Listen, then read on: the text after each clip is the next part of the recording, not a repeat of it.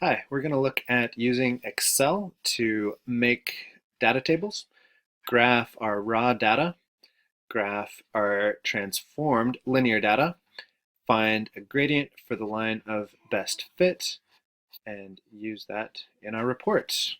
So we're going to start off by looking at the experimental data, which is on page 35 of the 2016 SciPad, and it's an experiment for resistance and current. So we've got our primary equation there.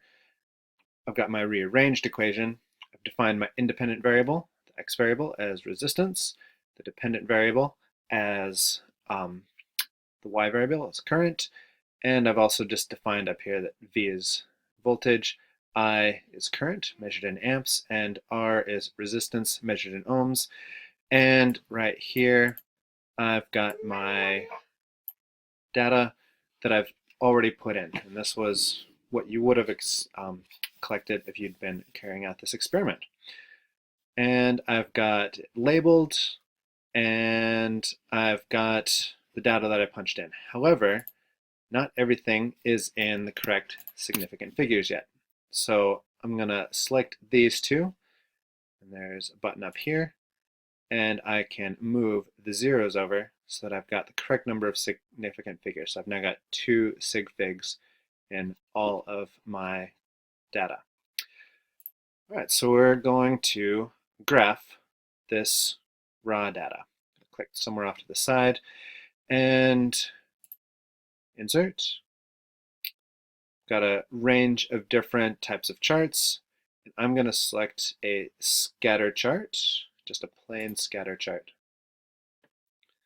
And right now, it should be completely blank. Up in the Chart Design tab, I'm going to select my data. And in the Range Details, Chart Data Range, click on the button over there. And I'm going to select my table and press Enter. And I've got a name, I've got X values and Y values placed in there. And we can hit OK. Now we've got scatter plot for our raw data. So let's add a couple things to our graph to make this complete. We're going to, still in the chart design, add chart element, and we're going to add axes titles. So my primary horizontal, we're going to add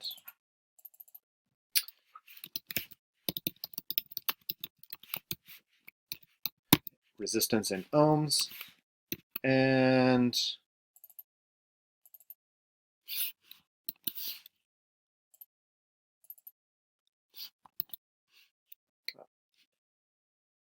so I've got resistance in ohms as my x-axis, and I've included the unit that I'll be measuring in parentheses there. I can then continue chart design, add chart element, and add my primary vertical axis, which is current in amps. A. Great. Also, I already included a title for me, but I want to change my title to include both my dependent and independent variables and make that relationship. So it's going to be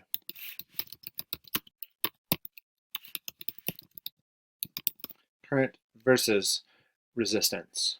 So both of my variables need to be in the title.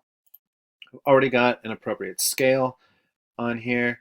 So the last thing I need to do for this graph is to add another element, and we want to add a trend line. And we're actually going to go to more trend line options for this one. And because this is an inverse relationship, it's the same as x to the negative 1. It's a power. And that's it. We don't need to do anything else for this graph.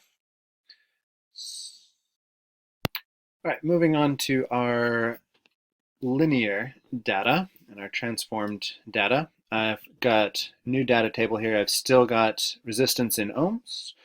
I've still got current, but looking at our equation, V equals IR, if we rearrange it so that Y value is I, which is current, then current equals voltage over resistance.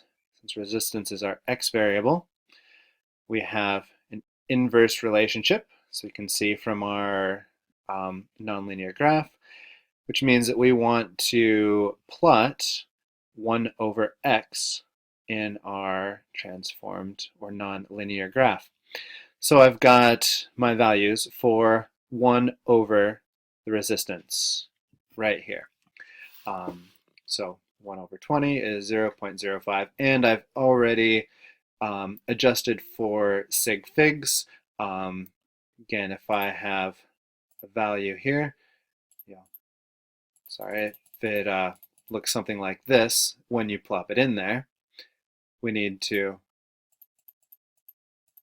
make sure that we still only have 2 significant figures. Likewise, the 0.05, I needed to add the 0 to make sure I have sig figs. So we're going to add a new chart, same way we did for the last one. Scatter chart, and select data. And this time we want our transformed data with our current. And just to make sure, if you have these, if you have the two variables switched, might want to double check, since it's not labeled down below, might want to double check that one of the points is plotted correctly, especially since the scales for both of these are fairly similar.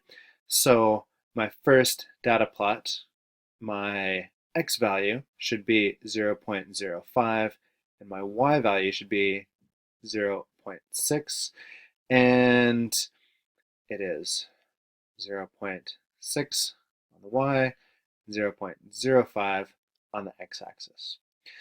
So I'm now going to add my axes and title again, and I'm going to skip through that. So you'll notice that my x-axis label is inverse resistance in 1 over ohms in 1 over ohms. Y value is still the same, and my title now, instead of being current versus resistance, it is now current versus inverse resistance. So now I want to add my my line of best fit. So add an element, trend line, and I could just add it linear, but there's more I want to do. So more trend line options again. And it is linear, which is already selected.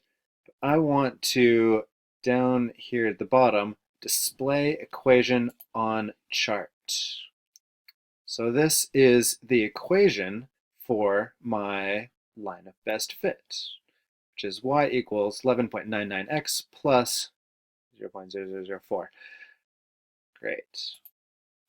So what does this mean? This is my slope.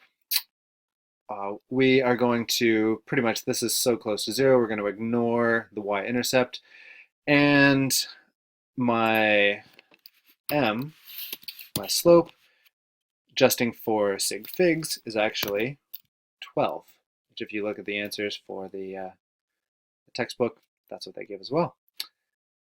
So what does m mean? Look at our equation again.